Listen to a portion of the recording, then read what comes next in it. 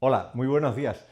La verdad que en primer lugar me gustaría agradecer a los organizadores la invitación que me han hecho para estar en este congreso, para estar hoy aquí, aunque sea a muchos kilómetros en Guanajuato, hablando de ciencia básica de las personas mayores y de una conferencia. Quería en primer lugar decirles que yo soy un biólogo, ¿no? Y podrían preguntarse qué hace un biólogo como yo en un congreso como este. Bueno, yo creo que durante tiempo me he dedicado a trabajar con personas mayores. Soy profesor de la Universidad de los Mayores de Extremadura y parte de los contenidos que vamos a abordar hoy es parte de las reflexiones que comparto con ellos. Y hay un título que me han puesto en esta ponencia que dice que si la experiencia es un grado. Bueno, lo dice textualmente, aunque a mí me gustaría más preguntar, ¿es un grado la experiencia? Y voy a recurrir mucho a hacer preguntas, ¿no? Quizá porque uno de mis maestros siempre ha sido Albert Einstein, que decía que lo importante es no dejar de hacer preguntas. Hay quien no opina lo mismo. Hay gente que dice que lo importante es hacer que las cosas funcionen. Ese no es Einstein. Ese es Steve Jobs. Ya saben, el creador o el padre de nuestros móviles o de algunos de nuestros iPhone que no tienen ni manual de instrucciones y tienen que funcionar, ¿no? Yo voy a recurrir a preguntar mucho y reflexionando he llegado a la conclusión de que tengo muchas preguntas que hacer, algunas certezas o no, y poca respuesta. Mi abuelo decía que preguntando se llega a Roma, porque él era de la política de hacer preguntas, y mi abuela era más de Steve Jobs. Decía, no preguntes por saber, que el tiempo te lo dirá, que no hay cosa más bonita que el saber sin preguntar. Es muy difícil saber si la experiencia es un grado. Quizá por eso yo he recurrido a reflexionar de qué gente, pues todo el mundo le reconoce el valor que tiene. Y qué mejor reconocimiento que tener un Nobel. Bueno, la pregunta sería, ¿para tener el premio Nobel hay que ser una persona mayor? ¿O tenía razón Einstein cuando decía que los grandes descubrimientos se tienen que hacer antes de los 30 años? Es decir, ser envidiablemente joven. Bueno, sí que tengo que decir que Einstein tiene el Nobel, pero no se lo dieron a los 30, se lo dieron a los 42. Nobel que se otorga a 6 categorías, porque claro, podíamos pensar que no todas las ciencias, que no todo pasa igual en ciencias que en humanidades o en otras áreas. En física, en química, en medicina serían áreas más de ciencia, la economía, la paz y la literatura serían campos más de letras. En esos 6 campos se conceden cada año los premios Nobel. La pregunta sería, ¿los Nobeles son siempre personas mayores? En esta tabla que ven aquí aparece que solamente una persona tuvo el premio Nobel antes de los 25 años. Y como ven hay una pirámide que dice que la mayoría de los premios Nobel se conceden cuando uno tiene entre 60 y 64 años. En este momento la edad media para la concesión del Nobel son 63 años y solamente hay una persona mayor de 95. Está claro que existen campos. La persona más joven que hasta 2014 tenía el premio Nobel era un físico que lo había obtenido con 22 años. Claro que lo compartió con su padre que también era físico. Ahora, Malala Yousafzai es el premio Nobel más joven que se ha otorgado nunca. Se lo dieron con 17 años. La pakistaní que luchó por la defensa de la educación en su tierra y que fue objeto de un atentado terrorista, es la persona más joven que tiene el premio Nobel. 94 es la edad mayor a la que se conceden. Hay una cosa muy curiosa y es que con el paso de los años cada vez conceden el premio Nobel a personas de más edad. En contra de lo que veíamos un poco, podíamos pensar que en ciertos campos como la física o como la química eran personas muy jóvenes. Fijaros, desde 1901, que se concede por primera vez, hasta 2020, que será este año, pues hay como un mantenimiento de la edad hasta en torno a 1950 y desde entonces aquí pasa una cosa curiosa. Cada 10 años aumenta la edad 2.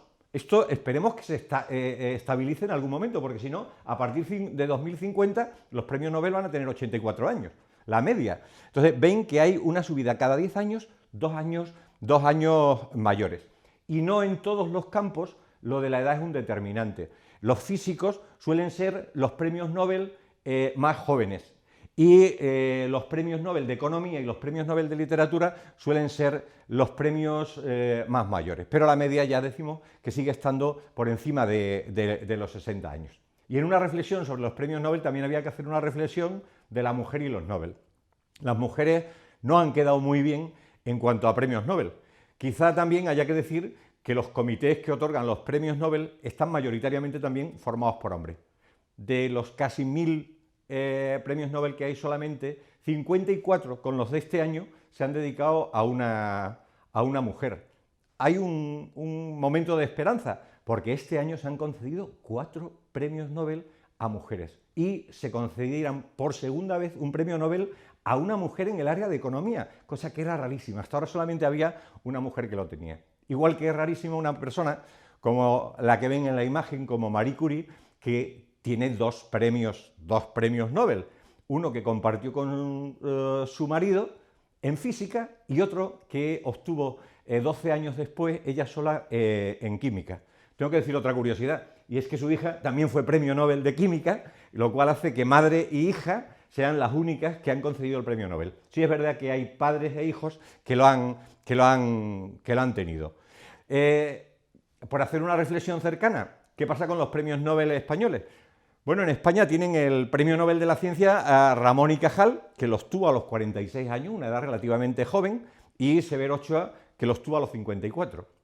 No preguntaré si recuerdan muchos más premios Nobel españoles, porque a lo mejor les traiciona la memoria. Pero sí, les diré que Echegaray, que obtuvo el premio por literatura cuando él era economista, matemático, lo tuvo con 74 años, Jacinto Benavente con 56, el gran Juan Ramón Jiménez los tuvo con 74 y el sensible maestro Vicente Alexandre lo tuvo a los 79. Camilo José Cela lo tuvo a los 73 años.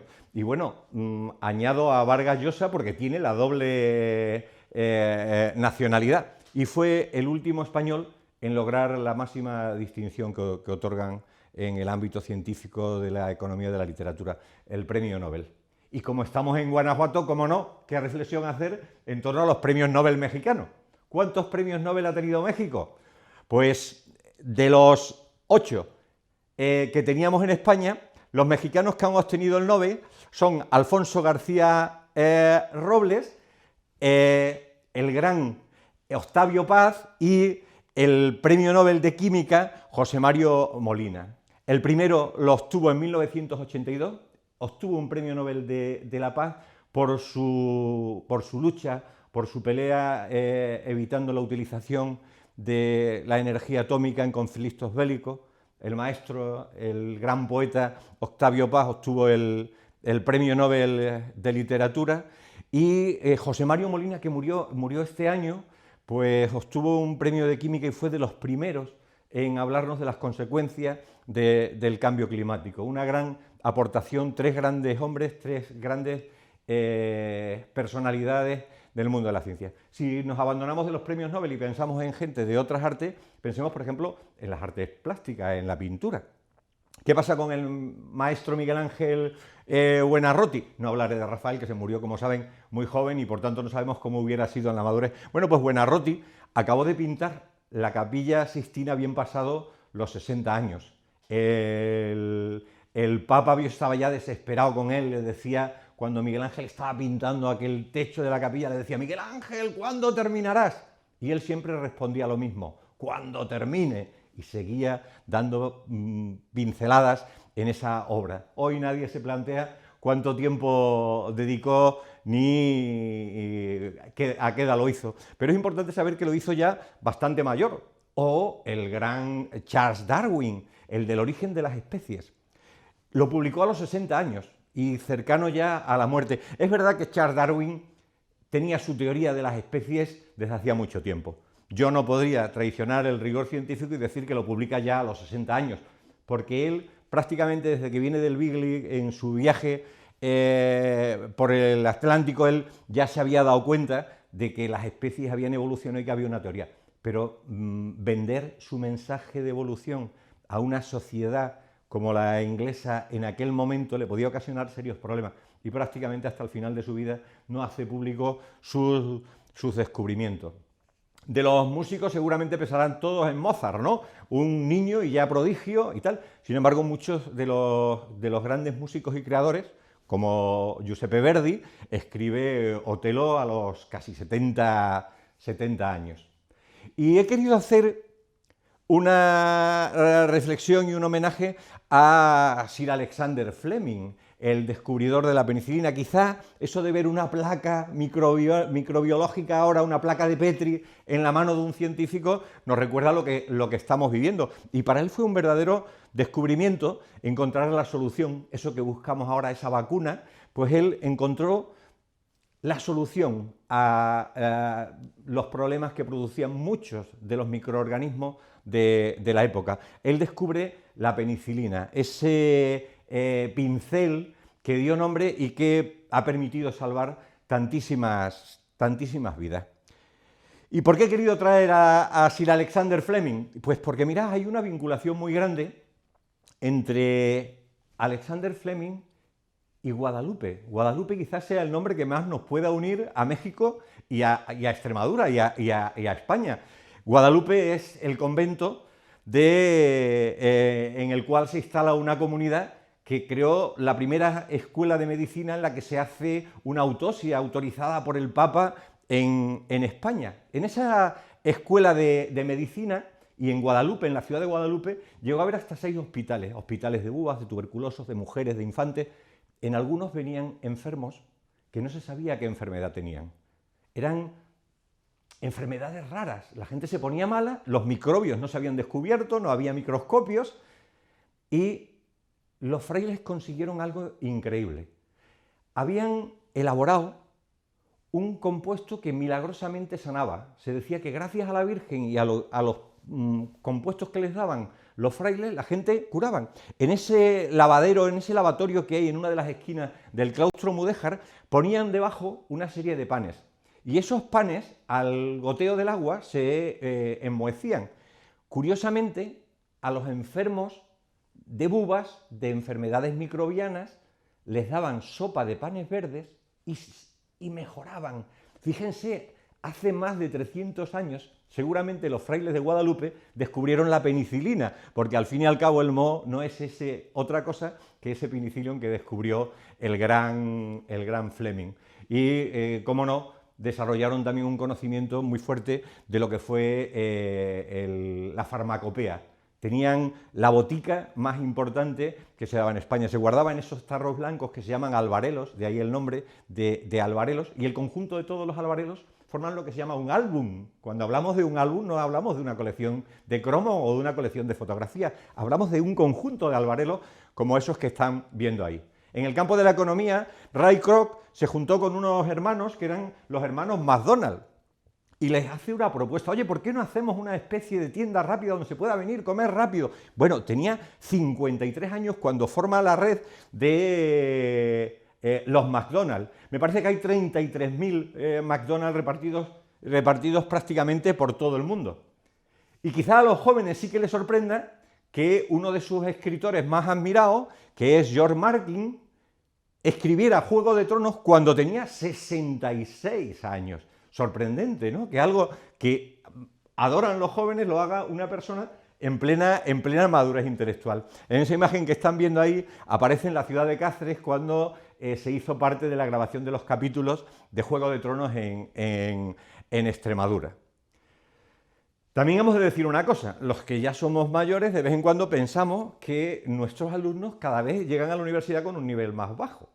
Y no sabemos si eso es verdad o no, porque siempre decimos que cuando nosotros éramos jóvenes teníamos la vieja enciclopedia, me imagino que muchos la recordarán, donde todo el conocimiento se albergaba en ese libro único que iba. Y ahora, por el contrario, los alumnos llevan a la espalda una mochila gigante con todos los conocimientos.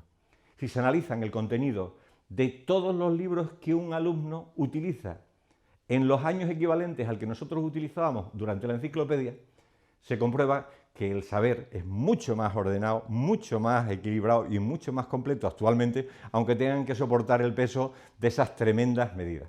¿Por qué a una determinada edad pensamos que antes sabíamos más que los jóvenes de hoy? Pues no lo sé. Quizá también sea una preconcepción que puede ser errónea. porque los jóvenes de hoy seguramente sean mejores en idioma. Nosotros prácticamente en España la mayoría hablábamos solo francés, los que vivimos cerca de Portugal hablábamos portuñol, y de inglés poco y leído, no hablábamos. Y ahora muchos de nuestros jóvenes ya lo saben. Sin embargo, hay otra preconcepción que posiblemente también sea errónea. ¿Por qué los jóvenes universitarios piensan que saben más que los mayores? Porque les dejamos que nos programen la televisión, porque les dejamos que nos busquen los canales, porque son especialistas manejando el móvil y escriben con todos los dedos sobre el teclado. No lo sé. Yo he querido poner esta transparencia que a lo mejor alguno lo puede identificar. Como ven, es una caja fuerte y la frase dice que los mayores atesoran el saber de su experiencia. Esa caja fuerte, si se fijan ahí pone Coca-Cola y aquí, si se fijan en la puerta, hay la señal de una botella de Coca-Cola, que es con lo que se abre esa puerta. ¿Por qué lo he querido poner? Pues porque en esa caja está la fórmula de Coca-Cola.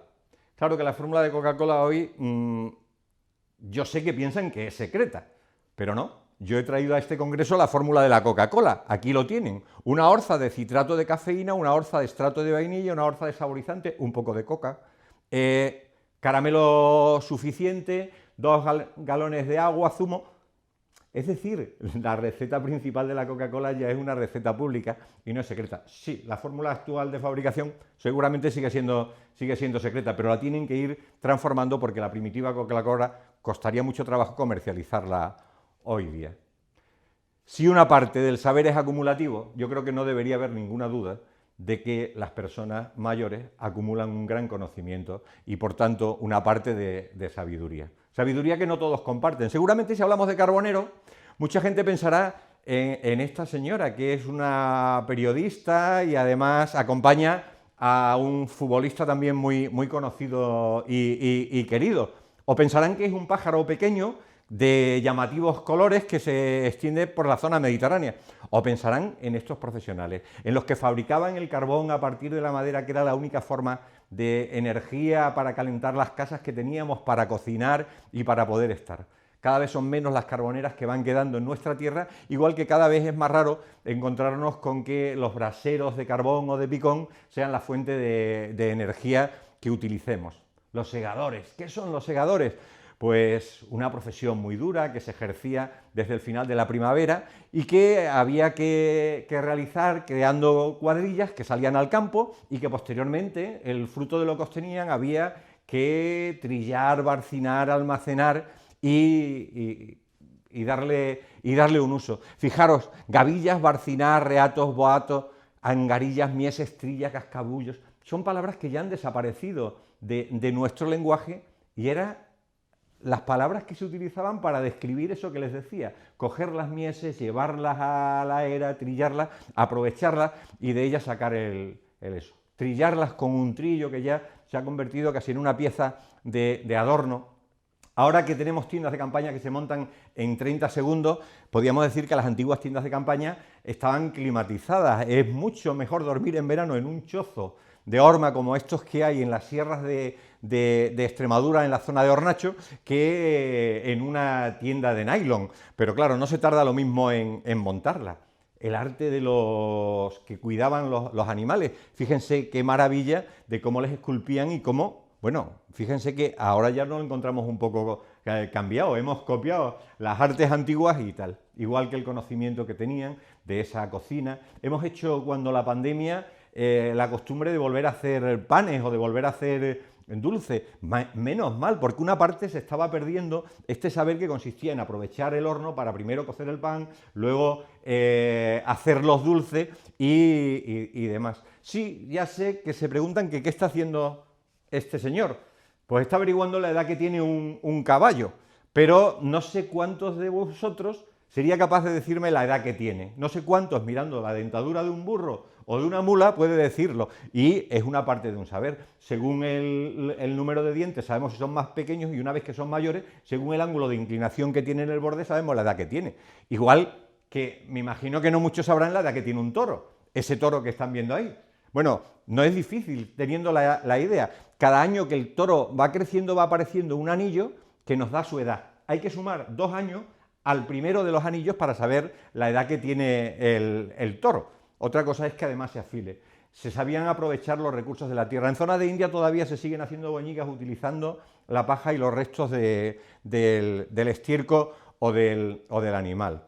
Se ha inventado una palabra que es la palabra sostenibilidad, pero la palabra sostenibilidad es lo que hacían los agricultores de nuestra tierra y seguramente de nuestra querida y hermana México, aprovechando el terreno en una cosa que se llamaba rotar los cultivos. Como no había fertilizante, necesitaban ir cambiando el cultivo en una tierra para que se enriqueciera. Se dejaba el terreno posío sin sembrar, se barbecheaba roturándolo, se sembraba con cereal y al año siguiente se sembraban leguminosas, porque como saben, las leguminosas fijan el nitrógeno al suelo. Plantas que nitrogenan como el altramuz, que aquí se conocen con el nombre de chochos, y que se endulzaban después y se utilizaban para alimentar a los cerdos, esos que tenemos en Montanera. Estas son las piscinas en las que los chochos, que al principio son muy amargos, se van poniendo dulces. Las habas, los garbanzos, el resto de las leguminosas, era la manera que teníamos de enriquecer. Igual que, por ejemplo, teníamos profesiones que hoy ya han desaparecido. La pintura sintética ha hecho que los caleros sean una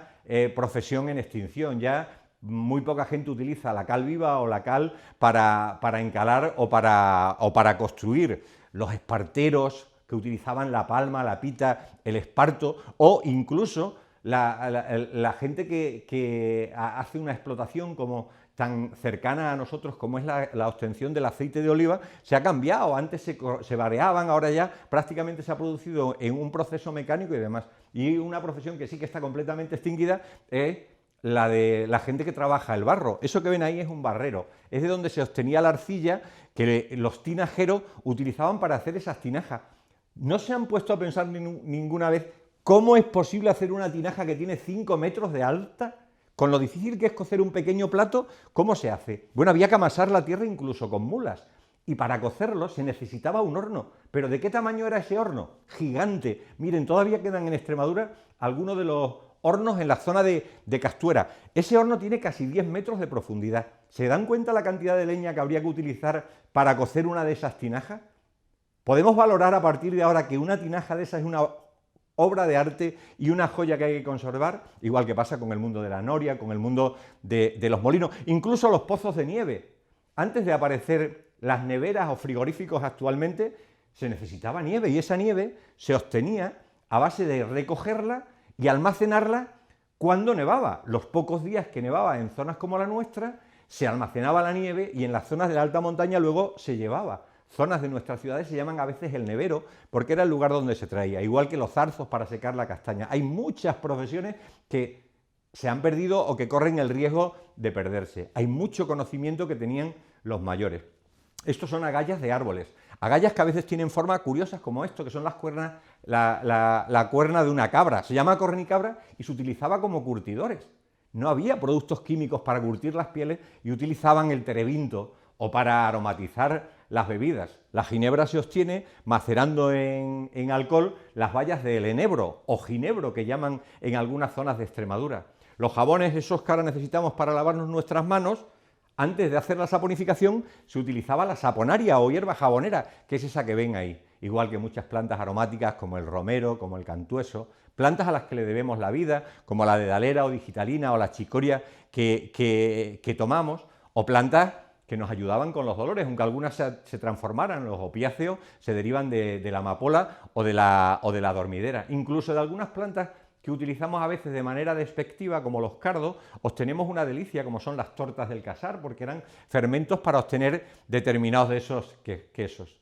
Qué pocas veces vamos a ver ya la estampa de las mujeres haciendo el queso de la manera artesanal en esos cinchos que se hacían con madera de esparto. Es más, muchos museos etnográficos para nuestros jóvenes ya se convierten en unas cosas tremendas. No saben para qué sirven casi ninguna de esas piezas que a menudo aparecen expuestas en ellos, y acercarles ese conocimiento es algo que podemos hacer los que somos mayores. Las antiguas barcas que circulaban por el Tajo y Guadiana, hoy cambiadas por barcas neumáticas, la nueva construcción a base de hormigón, de cristal, de aluminio, suplía la antigua construcción o arquitectura nuestra basada en la piedra, en el adobe, en el barro, en la madera. Y hay veces que, fíjense, incluso nos cargamos la propia arquitectura de nuestras tierras machacándola con los nuevos elementos, ¿no? el aprovechamiento de las pilas antiguas, a veces incluso sarcófagos para dar de beber al ganado, ahora lo cambiamos por esto, por utilización de las antiguas bañeras que se quedan abandonadas y que son una trampa mortal para muchas de nuestras aves. Termino ya, decir que proponemos que nunca tengan miedo a equivocarse, porque si tropiezan y no se caen, 2 pasos adelante, eso es lo que se dice en Extremadura. Es necesario que comprometamos a mucha gente, porque cuando uno piensa mucho, muchos piensan poco, y respetando al que piensa de una manera diferente a nosotros. Don Antonio Machado decía que en España de cada 10 cabezas, 9 embisten y una piensa. No sé qué pasa en el resto de Europa o en México, pero seguramente puede pasar lo mismo. Creo que además debemos hacer una apuesta y admirar a los mayores, ¿no? He puesto 2 publicaciones simpáticas, un manual de instrucciones de abuelas y 40 cosas que solo saben hacer los abuelos y las abuelas. Hay una edición también en eso. Y por último, decir que el abuelo últimamente no solo es la persona que lleva a los niños o acompaña a los niños al colegio, a la guardería y demás, también es un abuelo educador. Incluso tenemos una página web como la de elabueloeduca.com, en la que la dura tarea de educar muchas veces se hace. Y en estos tiempos de pandemia, muchas veces, cuando ha habido algunos niños que se han tenido que quedar en las casas, quien cuidaba era el abuelo precisamente de ellos.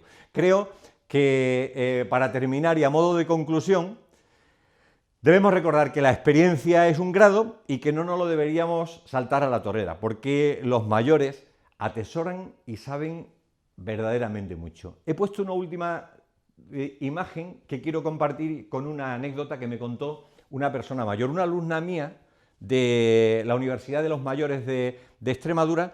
Cuando yo puse esa foto que ven ahí, que es un castaño que hay en una zona de sierra de Extremadura cerca de Cañaveral, que se llama El Arco o El Arquillo, cuando vio el castaño me contó una anécdota, me dijo: Chema, mi primer destino como maestra fue el pueblo de Cañaveral, y cuando llegué allí el castaño ya era así de gordo y de impresionante, y en el interior del castaño, que estaba ya hueco, se metían las gallinas, y los huevos que se ponían en el interior del castaño me los daban a mí, porque como las gallinas no se sabía de quién eran, los huevos eran para la maestra. Hoy, desgraciadamente, los castaños se han perdido, la profesión de maestro ya no necesita de ese medio donativo o dádiva que complementaba el pobre sueldo que muchas veces teníamos los docentes. Hay una frase que se repetía mucho en España que decía: vas a pasar más hambre que un maestro de escuela. Y esa persona mayor que nos contó esta anécdota nos dijo que afortunadamente las cosas han cambiado, que la educación hoy no es ni mucho menos parecida a la de aquellos años 50 del siglo pasado, y ella, desde luego, lo que sí tiene claro es que entonces tenía mucha ilusión, pero ahora tiene mucho más conocimiento y mucha más sabiduría.